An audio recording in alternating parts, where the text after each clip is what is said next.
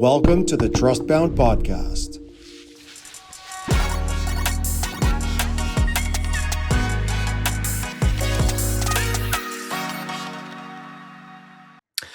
Hello. Another Trustbound Breakdown. This time around, let's break down episode. I forget what numbered episode is, but with the British man or a British man in Boston, or the British man in Boston, how he likes to call himself, Ian Parks. Lovely guy, lovely guest, and lovely accent. I want to start by saying something that he mentioned on our episode, and he said that we across life and through the walk of life, we want a lot of friends. We've won a lot of friends. There is a lot of goodwill out there, a lot of good people wanting to help, but translating goodwill into something meaningful for the business, these are two completely different things. And I kind of feel that this is a sentence that is one of the reasons why Itogai exists as a platform, because the gap between goodwill and between the goodwill that you've built up over the years and what actually moves your business forward is a pretty big and sometimes invisible gap. Um, and by invisible, I mean because you can't quantify it, you can't measure it. Um, I think, and I like to think, and I kind of feel that is the gap that Trustbound, as a philosophy, as a motion, is designed to close. And I feel that Ian named it perfectly without trying. Then he gave me a second golden nugget, and he said that leaning into your network feels grubby. I think that was the word that he used.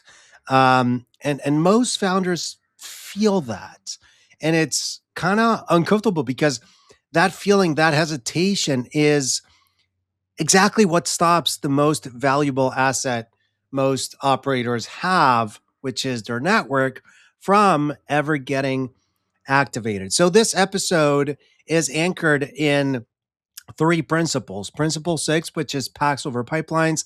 Principle 5, which is signal over noise. And Principle 4, which is the referrer's advantage. And in addition to those three principles, Ian gave us the clearest articulation that I've heard in a while about why this entire space, if you will, needs structure. So let me break it down. Let's start with principle 6. So Ian said, that,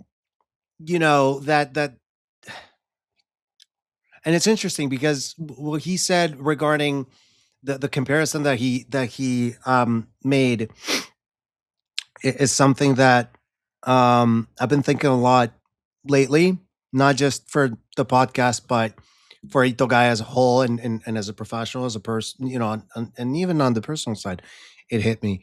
And Ian compared business networks to real friendships. Um, you can probably maintain 4 or 5 high quality friendships where you're really there for each other. You're talking all the time, back and forth. And it's the kind of relationship that you drop whatever it is that you're doing if these people called. Um, and then you can have 50, maybe 100. I think that it was the word, excuse me, the number that he used. You can have a longer list of acquaintances, but those people don't carry the same weight, and you can't necessarily, not necessarily, you cannot definitely fake the depth across that many people. The human brain doesn't work that way.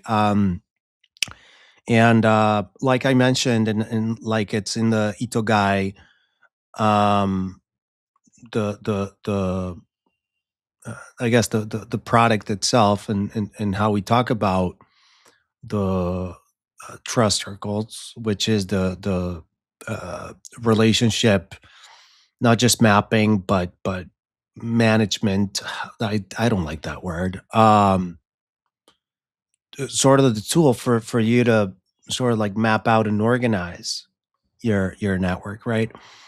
Um, we talk about this gentleman called Robin Dunbar. He's a British anthropologist that he proved that human cognitive limits can only allow humans to maintain or have around 150 relationships at the same time because of those limitations, right? So I feel that that is principle six: packs over pipelines. Th- th- This isn't just a business framework. Not just Ian mentioned it, but b- based on what he feels that is right for him, but it's rooted on research, with what I just told you. You know, uh, it's actually, if you Google it or GPT it or Claude it or whatever it is that you're using for search now, um, Dunbar's number, research or a Google or whatever, Dunbar's number. Um, and Rick Roberge, our guest, stellar guest from episode 3, and my former coach and great friend today, he calls his version Project 200.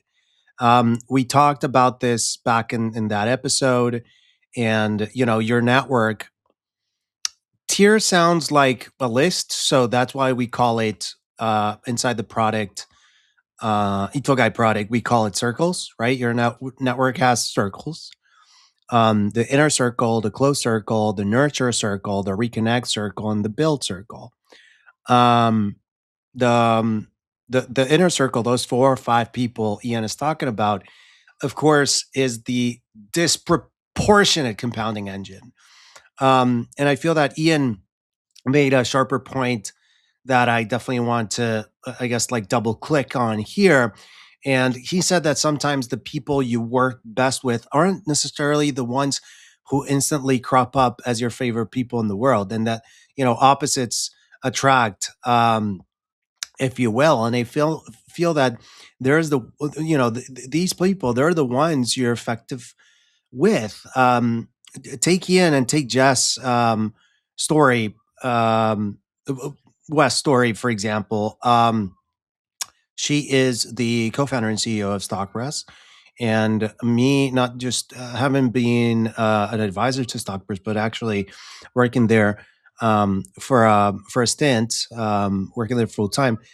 Um, I lived, and I had to live through Ian and Jess's relationship, and they are two very different people that love working together, right? That they have a great relationship. And these are the relationships that keep your feet on the floor, when you're chasing shiny objects. And this is more so, or even more relevant in this universe of startup land that is so incredibly magical and so incredibly fucking difficult that it's so hard to just chase the next shiny object and sort of like do what everybody's doing.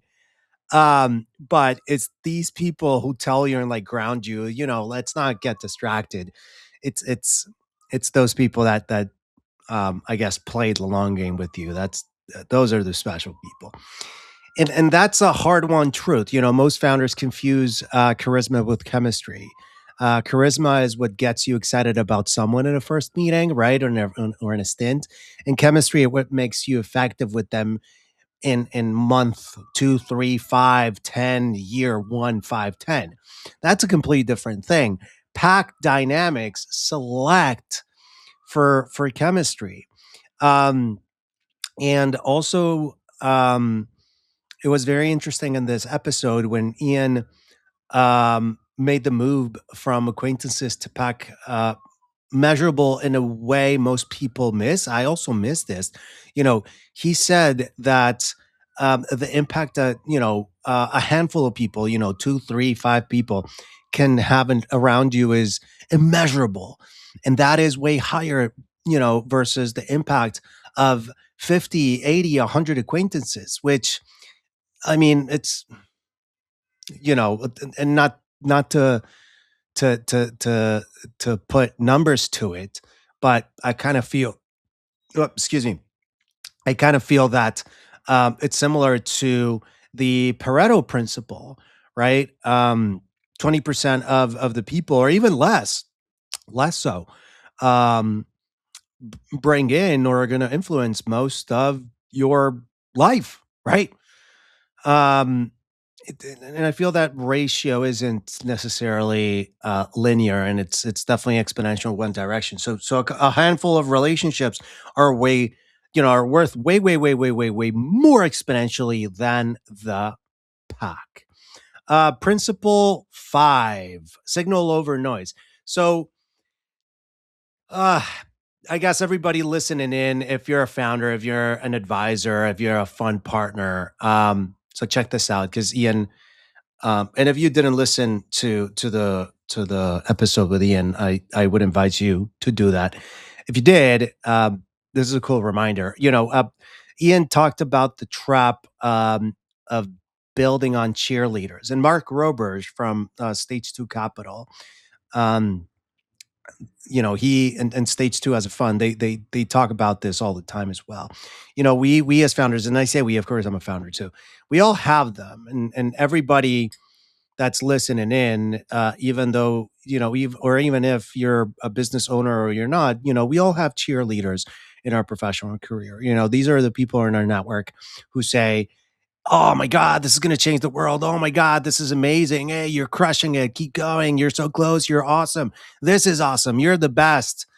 And I feel that in a world that's saturated with positive reinforcement everywhere, on LinkedIn, Twitter, TikTok, Instagram, DMs, that cheerleader voice noise is very, very loud. And it feels like signal in what you should chase, but it isn't, and you shouldn't. And Ian, as a founder himself with a beautiful business that is, you know, uh the proverbial donkey, small team, um, just brutally incredible numbers. Product market fit as as sure as, or as strong as as strong can be. Um, Ian's framing was very, very clean.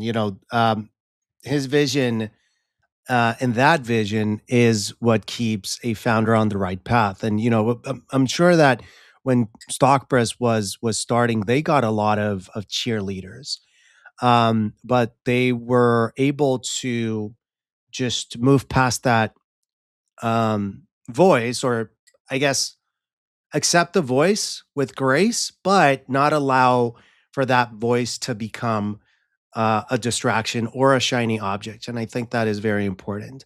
Um, the vision can only be shared with a customer once they've experienced the value, and not necessarily before. Because if you oversell the vision because they've gotten before they've gotten the value, uh, it's like, happiness equals expectations minus reality. If you sell the expectation and then the reality is very different, then happiness is gonna, well, not be that high. The user or the client is going to be more disappointed than not. And that's principle 5. The signal isn't the people telling you the vision is great, but rather the signal is the customer telling you, hey, this product, this service made my life materially or literally better. You know, like my friend Matt Doyen likes to say, if they say it, excuse me, if you say it, it's told. If they say it, it's gold. Have it or have them say it in their own words. And it's that moment when you read a G2 review and a customer is telling your story back to you, even though they've never read your marketing copy. That is exactly a signal. Um, and Ian, he then drew the line that I think every founder needs to internalize. And again, I'd say every founder because again, they're uh, Stockbridge is an amazing product. The team is an amazing team. They're a small team, and they've gotten this far. Um, it's pretty remarkable. So that's why I'm saying that you should not just listen to Ian's episode, but listen to a very wise gentleman. He said that there's a very fine line between conviction and ego. Conviction is something that sounds like, "Hey, look, I've listened, I've heard, I've synthesized, and I kind of still believe in my gut feeling, my brain, my analytical decision, my emotional decision is still the right one. I still feel that this is the path. Ego, on the other hand, is, hey, you know what? Screw this. I'm going to continue to keep doing this because I want to be right. Um, the difference between these two is whether you actually let other people signal in or whether you're just following your own made up signal. So you gotta, give yourself the space to think about what these people are saying and are telling you, and what does the data tell you. You know, don't try to filter everything through, and don't try to answer the question of how do I keep being the hero in this story.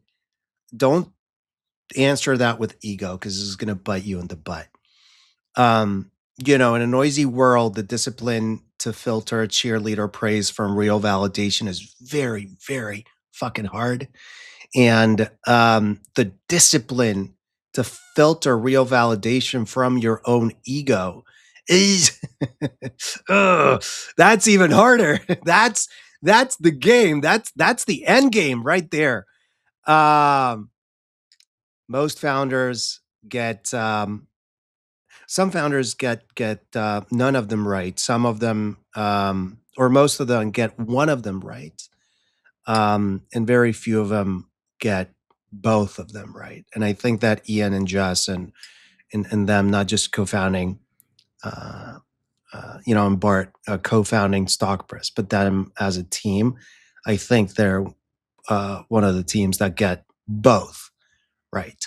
Awesome. Principle 4 now. Ian and I met a handful of years ago, I believe 5 years ago, maybe. Uh, my timeline math is failing me. I think 4 or 5 years ago. Can't remember now. We met through, I believe, I can't remember if it was Liz Christo or Mandy Cole, both Stage 2 Capital partners. I was a member of the Emerging Leaders Syndicate, um, and that transition to Stage 2. And as a member of that at that time, I was transitioning into an LP at the fund. Um, and I was referred into Stockbreast that we're looking for a sales advisor. Liz and I had a conversation, and then she made the intro to Ian and Jess. And, a couple of years later, here we are. And we just recorded an episode together. And then I advised and I helped, and I, helped the business generate business, and worked there, and don't anymore, but I still help. And and I still connect, and, I cheer them on, they cheer me on, and it's just a beautiful relationship. And that's principle 4 doing its quiet work. Um, Mandy or Liz, I can't remember. And ladies, if you're listening, I'm sorry, I can't remember which was the one that referred me to Stockbreast, but thank you. Um, they didn't make the intro to get something out of it. They made the intro because the fit was there, and by making it, um, they elevated their position for both me and Stockbridge and Ian and Jess.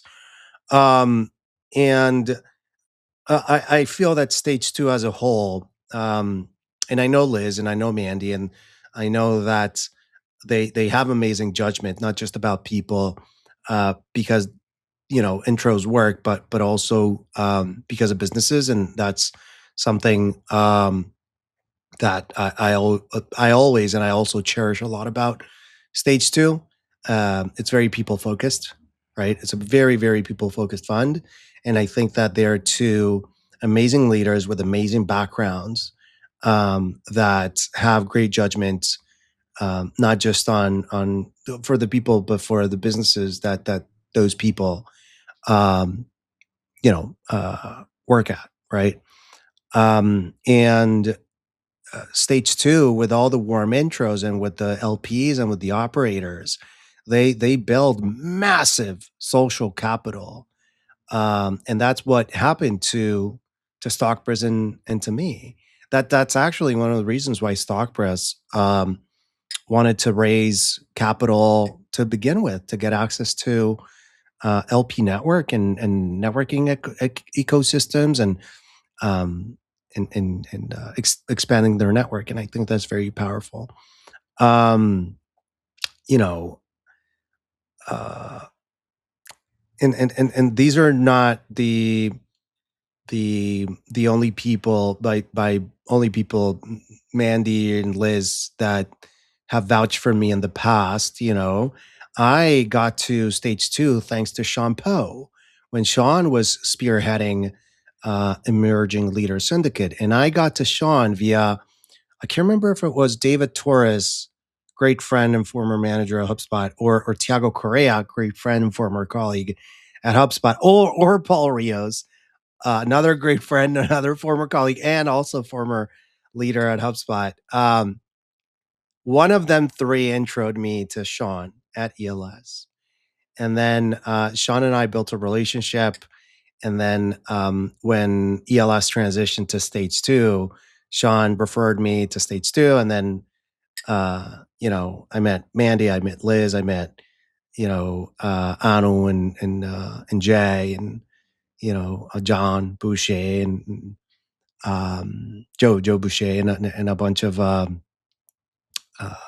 other amazing people. So the intro list goes on and on. I kind of feel that's how trust networks compound. One referral becomes a node. The node becomes a network. The network becomes a market, and everything is being pulled, or I guess tied together by invisible threads. Um, you know, uh, Liz and or Mandy, whoever made that intro with Ian and Jess. I don't think that they didn't plan, or I don't feel that they plan any of that from happening when they made the intro. They just made a good call, and that's principle for, um, if you ask me. So, in short, just make good calls, protect your reputation, and just let the compounding do the rest. So hold on, I need my coffee. Mm. So why all of this needs structure? Now, the sort of the heart of the episode, um, and um, I kind of, I think, and I guess don't quote me on this, but I think that this quote frames what we, not just on the podcast, but at Itogai, are building towards. Ian brought up Barry Hinckley, which is one of the Stockbridge advisors. And Barry's whole thing is that if you want to win in technology, take something disorganized and inefficient and make it organized and efficient. And Ian looked at me at the podcast and said, "You know what? That's exactly what you're doing. This whole ecosystem of trust and relationships and warm intros and goodwill, it exists, but there's almost no way to quantify it, no way to show up. What's noise? What's actually going to make a difference? What helps?